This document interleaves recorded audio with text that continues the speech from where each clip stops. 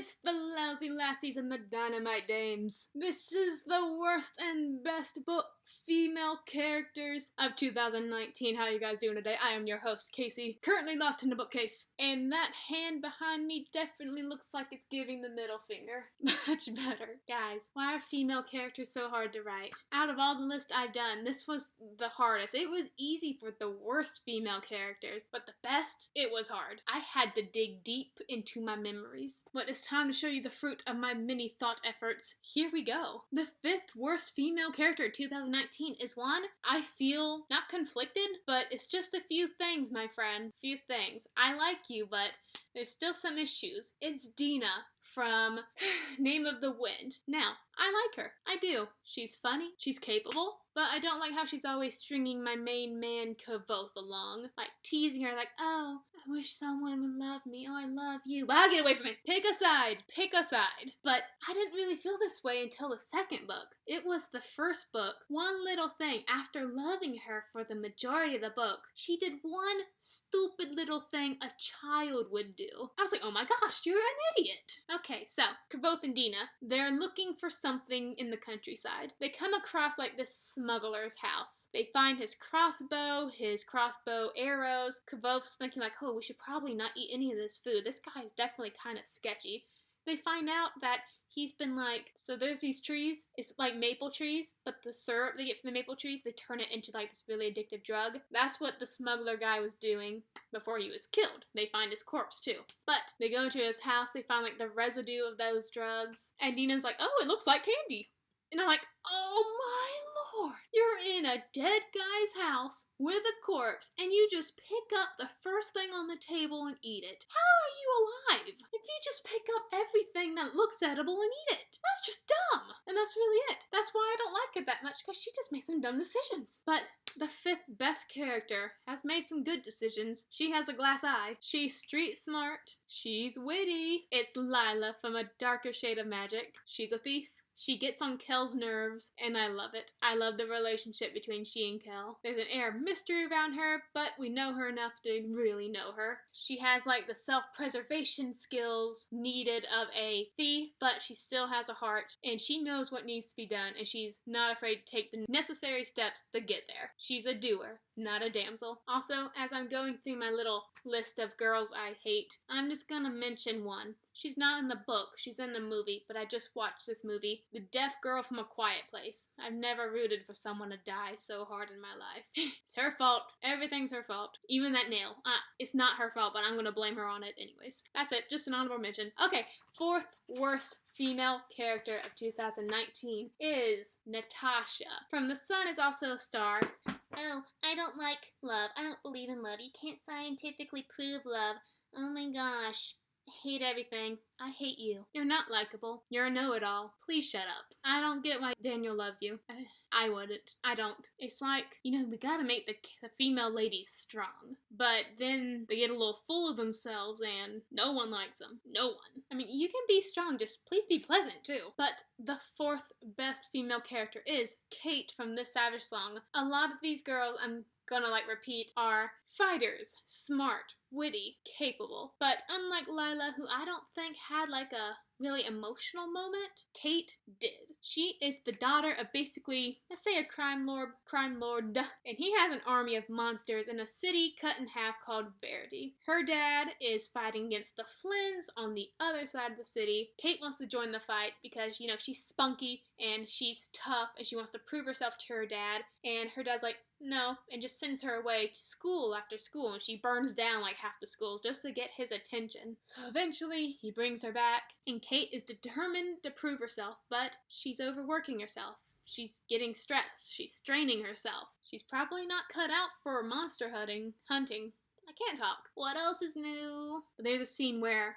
her dad is just surrounded by his monster army, and he's about to execute a disloyal Malachi, a vampire sort of monster. And Kate's like, I'll do it. So she takes up a crowbar, she jams it into the Malachi's chest, killing him. Then she just throws the crowbar and walks down the stage like, oh yeah, I'm tough. But when she closes the door behind her, she sinks down and she just starts crying. Like putting on that tough act, girl. But when you're all alone, you gotta break it sometime. She puts up a show, a front.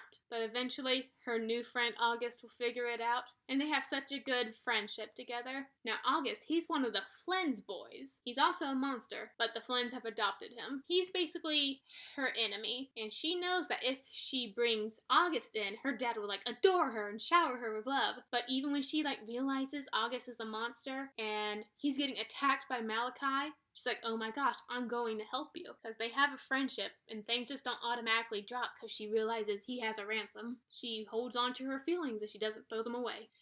And that's why I like her. She was the only good part of the sequel. Besides, what's his name? The other Malachi. Sloan. His name was Sloan, I think. Oh, he was amazing. He was just like a villain for villain's sake, and you need that every now and then. The third worst character of 2019. I need to look up her name. I'll be right back. So, this was one of my favorite book series I read this year.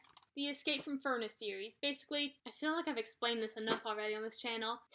Short version. You kill someone, no matter how old you are, you're going to Furnace, underground penitentiary, you're never coming out. They will experiment on you. You will die. So, Alex, who was wrongfully charged for murder, needs to find a way to escape.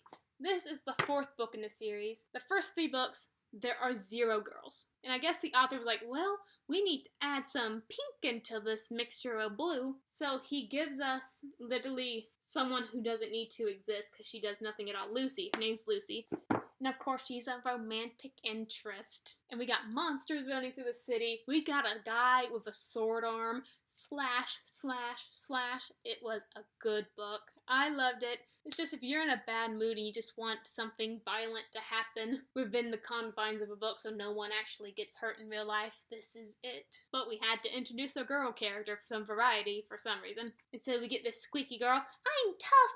These monsters don't scare me. You don't scare me. And she literally just tags around with the gang of guys. And she doesn't really offer much. Like, why are you here? We could have done without you and just, like, kept building, like, the friendly brother bonds between these guys, because they were great. Okay, and the third best, which I just realized makes extremely good sense, is Artemis from Ready Player One. She's, like, one of the best players in the game that's basically taken over the world by storm in Ready Player One. It's the virtual reality that these people living horrible lives can just escape into. There's this big hunt for this secret treasure in the game. The winner will be rich beyond compare, and she's one of the main hunters going for it. When we first meet her, we're just crawling out of a dungeon after completing the first test, and she's like, what are you doing? Are you going to steal my treasure? And I'm like, whoa, back up, back up. And then she's like, oh my gosh, I'm so sorry, you scared the heck out of me. Then she just started like stuttering, and I'm like, oh, she's adorable. She was a really practical girl. Like, she started developing a relationship with our main guy. What's his name? I can't remember, but he was fun too. But then when she realizes that this guy's like distracting her from the hunt, she's like, okay, we need to like cool a bit, please.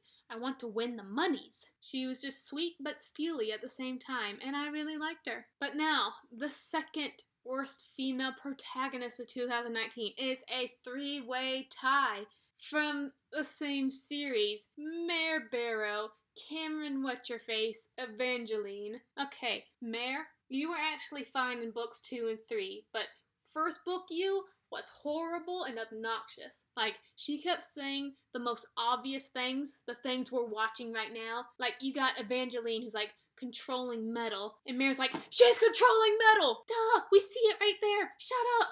But like I said, she got much better. She got a little bloodthirsty in book 2. I respect that. However, she was replaced in book 3 by Cameron, who is literally first book Mare, but angrier and angstier, and the world revolves around me. I have a missing brother. I'm gonna save him. All of you, get out of my way. And the thing that really broke me from the series was not only would I have to read an Evangeline's perspective, who is like her, who we will get to later on, the mean high school girl per se, but Cameron was just being a moody brat sitting in the secret society's bunker while Cal and the army were out doing the actual stuff. So we'd get like secondhand storytelling from Cal. I can't breathe.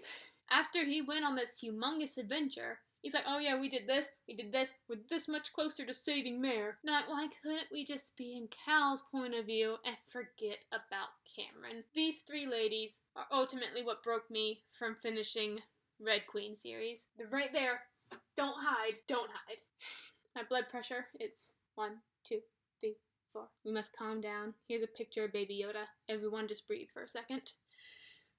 Let's follow this up with a girl I really respect. Second best female protagonist of 2019. It's Inej. She and Kaz, man. Oh my gosh. Like, they're balancing the scales of each other. He's all dark and broody and like a terrorist. She's all, I will kill for the right reasons.